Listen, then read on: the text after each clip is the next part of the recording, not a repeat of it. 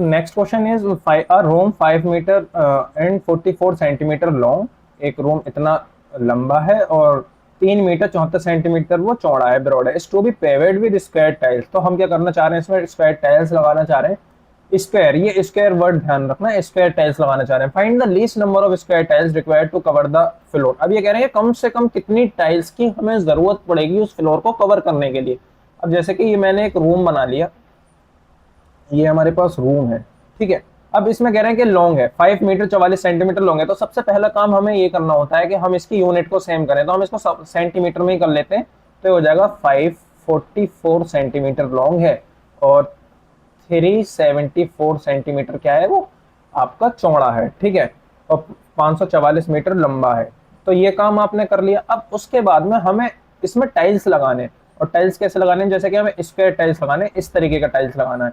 तो स्क्वायर लगाने हैं तो इसका मतलब इसका जो है ना, चारों चार साइडें बराबर होती हैं स्क्वायर की। तो हमें ऐसी बड़ी से बड़ी टाइल देखनी है। बड़ी से बड़ी क्यों देखनी है, क्यों देखनी है बड़ी से बड़ी, क्योंकि least number of square tiles लगाने हैं, हमें कम से कम स्क्वायर नंबर टाइल्स लगाने हैं। इस वजह से हमको ऐसी बड़ी से बड़ी टाइल्स देखनी है जो इसमें एकदम फिक्स बैठ जाए, जिसको हमें तोड़ना ना पड़े, जिसको हमें बिल्कुल भी कुछ ना करना पड़े, बस हम लगाएं और ये पूरी रूम में फिक्स हो जाए। जैसे कि यहाँ पे, यहाँ पे, यहाँ पे, ठीक है। तो ये ऐसे आए कि बिल्कुल सब तरफ से फिक्स हो जाए। इस तरीके की हमें टाइल्स देखनी है। तो इस तरीके की टाइल्स देखने के लिए हम इन दोनों नंबर्स का एचसीएफ निकालते हैं, हाईएस्ट कॉमन फैक्टर। क्या निकालते हैं हम, एचसीएफ निकालते हैं। तो हाईएस्ट कॉमन फैक्टर अगर हम निकालेंगे एचसीएफ इसका, तो ये एचसीएफ होगा आपके पास में इज इक्वल टू 544 और 374 का अगर आप एचसीएफ निकालोगे, तो एचसीएफ निकालोगे अब, जैसे कि मैंने सबसे पहले 544 का एचसीएफ निकाला है ना। तो एचसीएफ निकालने के लिए आपको क्या करना पड़ेगा, यहाँ दो दो की पावर आपके पास में कितनी आएगी, 5 इंटू 17।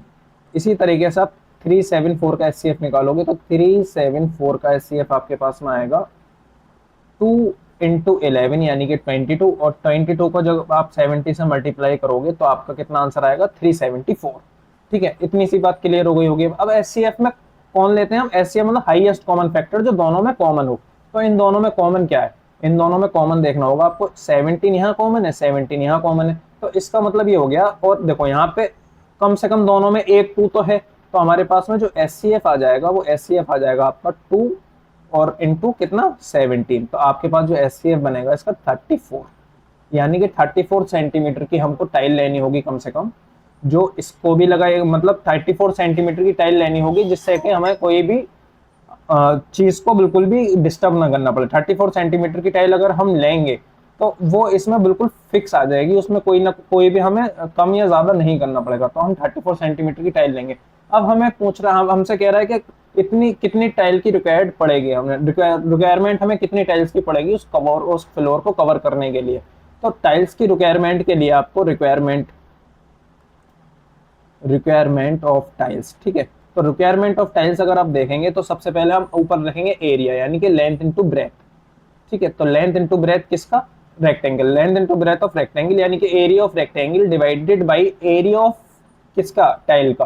तो टाइल का एरिया कितना हो जाएगा, साइड इनटू साइड, यानी कि साइड का square. Side into side means side का स्क्वायर। तो लेंथ इनटू ब्रेथ, भाई जरा बताओ लेंथ इनटू ब्रेथ कितनी है इसकी। इसकी लेंथ इनटू ब्रेथ है 544 और 374। इसी तरीके से साइड का स्क्वायर, यानी कि आप यहाँ पे लिख दोगे 34 और इंटू आप लिख दोगे 34, ठीक है।